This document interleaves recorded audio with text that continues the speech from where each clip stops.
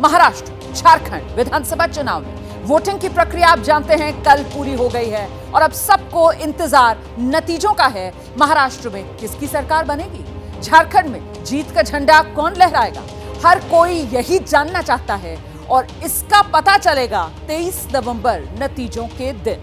नतीजों की तारीख 23 नवंबर है, लेकिन उससे पहले एक अनुमान, और क्या यह अनुमान सटीक अनुमान साबित होगा, इसी को लेकर बड़ा सवाल, क्योंकि वो अनुमान एग्जिट पोल का है जो सामने आ चुका है। एग्जिट पोल के आंकड़े, अलग अलग एजेंसीज के आंकड़े क्या अनुमान लगा रहे हैं, यही मैं आपको विस्तार से बताने जा रही हूं। और आइए शुरुआत, क्योंकि राज्य दो हैं, महाराष्ट्र भी और झारखंड भी, महाराष्ट्र से करेंगे। महाराष्ट्र विधानसभा चुनाव को लेकर पोल ऑफ पोल्स का आंकड़ा। पोल ऑफ पोल्स में महायुति सरकार के आसार, इस वक्त की बड़ी खबर। पोल ऑफ पोल्स में महायुति सरकार के आसार बताए जा रहे हैं, ये इस वक्त की बड़ी खबर है। 5 एजेंसियों के एग्जिट पोल में महायुति सरकार के आसार, 2 एजेंसीज के एग्जिट पोल में महाविकास आघाड़ी सरकार का अनुमान जताया जा रहा है। और अब एक एक करके आपको एग्जिट पोल का आंकड़ा मैं दिखाने जा रही हूं। एग्जिट पोल के आंकड़े क्या कहते हैं, ये आपको सिलसिलेवार तरीके से एक एक करके अब हम दिखाने जा रहे हैं।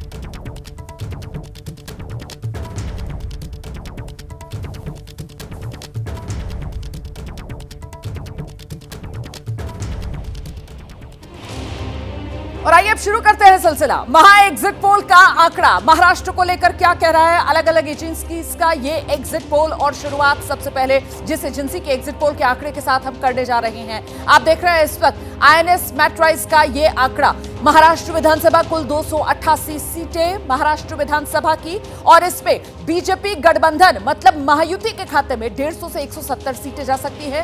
कांग्रेस गठबंधन मतलब महाविकास आघाड़ी 110 से 130 सीट पर सिमट सकता है। अन्य के खाते में 8 से 10 सीटें जा सकती हैं। मतलब वो बहुमत वाला जादुई आंकड़ा महाराष्ट्र विधानसभा का 145 वाला, उसको आसानी से पार कर बड़ी जीत की तरफ महायुति बढ़ सकती है। ये INS मैट्राइज का आंकड़ा आपके सामने जो बता रहा है कि राज्य की सत्ता में महायुति की वापसी होने जा रही है। और अब अगला आंकड़ा आपके सामने है, ये इलेक्टोरल एज का आंकड़ा आप देख रहे हैं। इलेक्टोरल एज बिल्कुल अलग तस्वीर पेश कर रहा है। इलेक्टोरल एज के आंकड़े के मुकाबले महाराष्ट्र की सत्ता में महाविकास आघाड़ी वापसी करने जा रही है। धमाकेदार अंदाज में कांग्रेस गठबंधन, उद्धव ठाकरे, शरद पवार जिसमें शामिल है, उसके खाते में 150 सीटें जा सकती हैं। ये इस वक्त की बड़ी खबर जो मैं आपको बता रही हूं। और ये कह रहा है इलेक्टोरल एज कि महायुति 118 सीटों पर सिमट जाएगी। अगला आंकड़ा एग्जिट पोल का, और ये एजेंसी जो है वो पीपल्स पल्स एजेंसी है। देखिए यहां पर महायुति की बल्ले बल्ले पीपल्स पल्स एजेंसी में देखने के लिए मिल रही है, क्योंकि महायुति को सबसे ज्यादा सीटें अगर कोई एग्जिट पोल का आंकड़ा दे रहा है तो वो यही पीपल्स पल्स का आंकड़ा है, जो महायुति मतलब बीजेपी गठबंधन को 175 से लेकर 195 तक सीटें देता हुआ नजर आ रहा है। मतलब बंपर जीत की तरफ महायुति महाराष्ट्र में बढ़ रही है। ये पीपल्स पल्स का आंकड़ा एग्जिट पोल का बता रहा है। और महाविकास आघाड़ी जो है वो 85 से 112 सीटों पर सिमट जाएगी। हो सकता है महाविकास आघाड़ी 100 से नीचे रह जाए, क्योंकि जो लोअर लिमिट है वो 85 महाविकास आघाड़ी की पीपल्स पल्स वाले एग्जिट पोल के आंकड़े में। अब ये अगला एग्जिट पोल का आंकड़ा आपके सामने है, ये पीमार्क का एग्जिट पोल का आंकड़ा आप देख रहे हैं। और यहां पीमार्क का जो एग्जिट पोल का आंकड़ा है वो कुछ भी हो सकता है वाली रेंज में नंबर्स दे रहा है। महायुति को 137 से 157, महाविकास आघाड़ी को 126 से 146। मतलब अगर आप देखें लोअर लिमिट महायुति की तो 137 पर भी महायुति अटक सकती है, और होने को यह हो सकता है कि महायुति सरकार बना ले जाए 157 तक पहुंच गए। यही हाल कुछ महाविकास आघाड़ी का है कि होने को महाविकास आघाड़ी सरकार बना सकती है, 145 जादुई आंकड़ा पार करके 146 पर पहुंच सकती है, वरना तो 126 तक महाविकास आघाड़ी की गाड़ी रुक सकती है। अन्य के खाते में 2 से 8 सीटें जा सकती हैं। तो ये अलग अलग एजेंसीज के एग्जिट पोल के आंकड़े जो मैं आपको दिखा रही हूं। अब जरा पोल डायरी, एक और एजेंसी है, उसका आंकड़ा आपके सामने रख देते हैं। ये जो पोल डायरी का आंकड़ा है ये बड़ा दिलचस्प है, क्योंकि जरा इस पोल डायरी के आंकड़े की आप रेंज देखिए। ये महायुति मतलब जो बीजेपी गठबंधन है उसको 122 से लेकर 186 तक सीटों का अनुमान जता रहा है। मतलब 122 से 186 जो रेंज है वो यहां पर बहुत ज्यादा हो जाती है, कुछ भी हो सकता है। इस एग्जिट पोल के आंकड़े से भी यही लग रहा है। और महाआघाड़ी को ये 69 से 121 सीटें देता हुआ नजर आ रहा है, अन्य के खाते में ये 12 से 29 सीटें देता हुआ नजर आ रहा है। कुल मिलाकर ये जो एग्जिट पोल का आंकड़ा है पोल डायरी का, ये इतना जरूर बता रहा है कि महाआघाड़ी की सरकार तो नहीं बनने वाली। हो सकता है अपने दम पर महायुति को अगर गठबंधन नहीं, बहुमत नहीं मिले, माफ कीजिएगा, तो फिर जो अन्य हैं उसके भरोसे महायुति जो है वो सत्ता में अपनी एंट्री करवा ले। अगला एग्जिट पोल का आंकड़ा चाणक्य स्ट्रैटेजीज का ये आंकड़ा है जो कह रहा है कि बीजेपी गठबंधन मतलब महायुति के खाते में 152 से 160 सीटें जा सकती है। मतलब क्लियर कट जो बहुमत का आंकड़ा है वो महायुति को मिल सकता है। कांग्रेस गठबंधन जो है वो 130 से 138 सीटों के बीच सिमट सकती है, अन्य के खाते में 6 से 8 सीटें जा सकती हैं। चलिए, तो ये अलग अलग एजेंसीज और इसी क्रम में एक और एजेंसी है SAS, और इसका आंकड़ा ये कह रहा है कि साहब महाराष्ट्र के अंदर महाविकास आघाड़ी सरकार बनाने जा रही है। ये SAS का आंकड़ा बता रहा है कि महाविकास आघाड़ी 147 से 155, जादुई आंकड़ा महाराष्ट्र में 145 का, उससे ज्यादा महाविकास आघाड़ी सीटें हासिल करेगी। बीजेपी गठबंधन मतलब महायुति जो है वो 127 से 135 पर सिमट जाएगी, अन्य के खाते में 10 से 13 सीटें जा सकती हैं। तो कुल मिलाकर ये बड़ी तस्वीर, ये बिग पिक्चर, लेकिन इसमें महत्वपूर्ण यही हो जाता है कि 7 में से 5 जो एग्जिट पोल के आंकड़े हैं वो महायुति की सरकार का अनुमान जता रहे हैं, और 2 जो हैं वो महाविकास आघाड़ी की सरकार का अनुमान जता रहे हैं।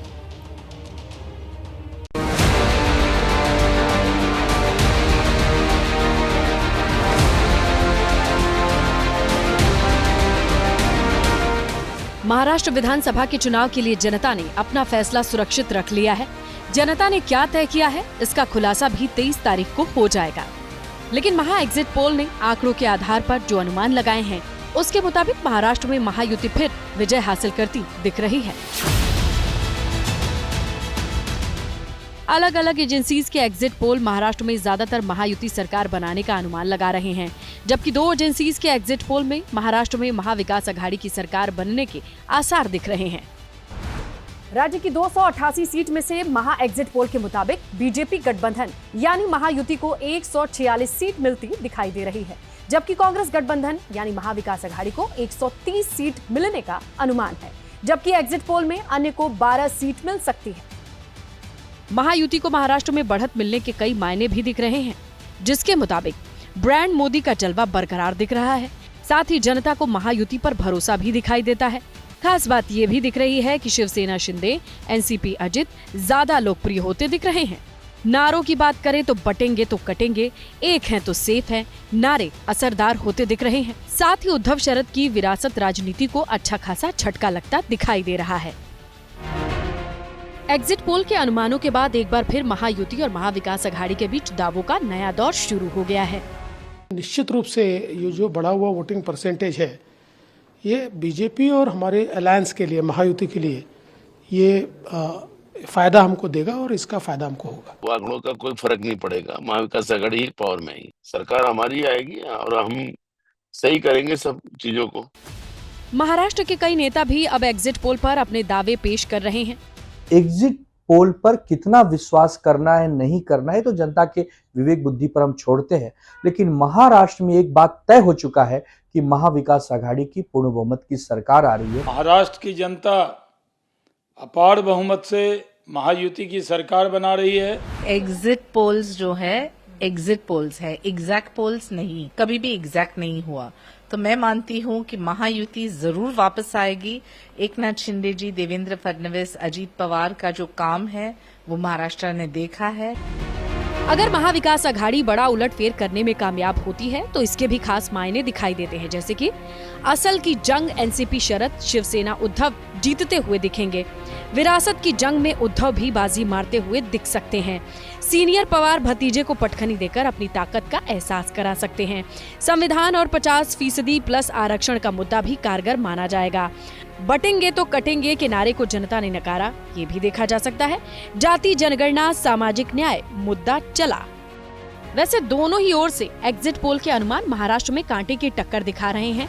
देखना यह है कि 23 को नारों पर मुद्दा भारी पड़ता है या महायुति की सरकार पर जनता फिर से भरोसा करती है, या फिर महाविकास आघाड़ी इस बार गेम पलट ही देगी।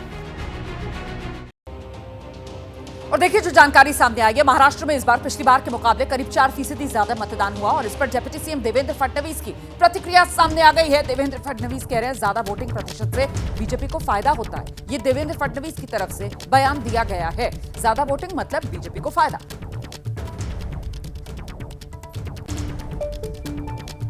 मुझे ऐसा लगता है कि जब जब वोटिंग परसेंटेज बढ़ता है तो बीजेपी को ही उसका फायदा होता है।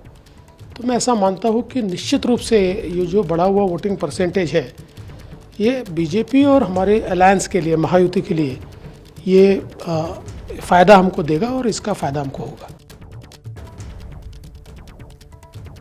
दरअसल महाराष्ट्र का जो विधानसभा चुनाव है उसमें ज्यादातर एग्जिट पोल जो है वो महायुति सरकार के आसार जता रहे हैं।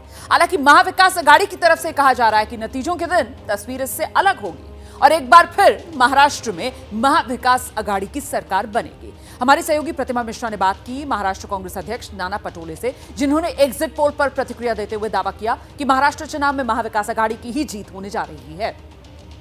नाना पटोले साहब, एबीपी न्यूज पर आपका बहुत बहुत स्वागत है। सर, सबसे पहले तो मैं जो महा एग्जिट पोल है उसके जो आंकड़े हैं वो बताते हुए आपसे पहला सवाल लेना चाहूंगी। महायुति को करीब हम 7 एजेंसीज के पोल दिखा रहे हैं और उसका एवरेज आपके सामने मैं रख रही हूँ। महायुति को 146, एमवीए महाविकास आघाड़ी को 130 और अदर्स को 12 सीटें मिलती हुई दिख रही है। बहुत ही टफ फाइट इन एजेंसीज के आंकड़ों पर अगर हम विश्वास करें तो नजर आ रही है।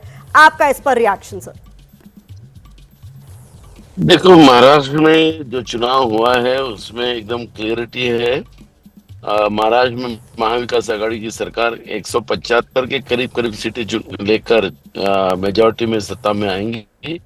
एकदम क्लियर है। जो हमें रुझान आए हैं और ग्रास रूट से आए हैं वो एकदम क्लियर है और इसलिए कोई ये जो आप आंकड़े जो दिखा रहे हैं वो आंकड़ों का कोई फर्क नहीं पड़ेगा। महाविकास आघाड़ी ही पावर में ही। मतलब आपका कहना है कि एग्जैक्ट पोल एग्जिट पोल से अलग होंगे और महाविकास आघाड़ी की सरकार बनेगी। तो सर, अगर आपकी बात को मान ले तो कौन से फैक्टर्स आपको लगता है काम कर गए? किसान है, बेरोजगारी है, महिलाओं पे होने वाले अत्याचार है, 67,000 महिला मिसिंग है महाराष्ट्र से, छोटे बच्चे अभी सुरक्षित नहीं है और महाराष्ट्र को, गुजरात को गिरवी रखने का काम जो बीजेपी और एकनाथ शिंदे ने किया था उसका असर लोगों में था। बेरोजगारी था, महंगाई था। जी, मतलब यहाँ पर अगर नतीजे आप लोगों के फेवर में आते हैं तो उसका श्रेय क्या आप एमएमडी फॉर्मूला जो आप लोगों का लोकसभा में काम कर गया उसको भी देंगे?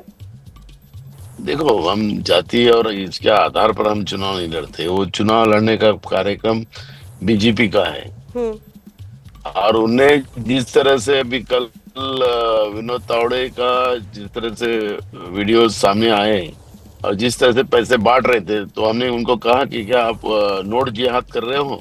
क्या उनकी देवेंद्र फडणवीस के पीए जो आर्मी में खड़ा है उसके दारू छपड़ी गई तो क्या दारू जिहाद कर रहे हो? और महाराष्ट्र की जनता ये सब चीजों को एक्सेप्ट नहीं करती। एकदम क्लियर है, महाराष्ट्र शौफुल्ला अम्बेडकर विचारधारा का है। जो लोग छत्रपति शिवाजी महाराज की प्रतिमा में भ्रष्टाचार करते हैं ऐसे लोगों को कौन चुन के देगा? सीएम फेस पर इतना सस्पेंस बना हुआ है दोनों ही दलों में, लेकिन आप चूंकि यहाँ मौजूद है, सीएम फेस को लेकर सस्पेंस दूर करेंगे आप या फिर अभी हमें इंतजार करना होगा? देखो, मैं आपको महाविकास आघाड़ी का ही सीएम बनेगा और 25 तारीख को सीएम का चेहरा आपके सामने आ जाएगा। आप क्या कह रहे थे, एक बार आप फिर दोहराएंगे? सीएम फेस को लेकर जो सस्पेंस बरकरार है उस पर? महाविकास आघाड़ी का ही सीएम बनेगा और 25 तारीख को आपको सीएम का फेस सामने आएगा। 25 तारीख को, यानी 23 को नतीजे आएंगे और 25 को ये क्लियर हो जाएगा कि कौन सीएम बनेगा अगर महाविकास आघाड़ी की सरकार आती है। बहुत बहुत धन्यवाद नाना पटोले जी हमारे साथ एबीपी न्यूज पर जुड़ने के लिए।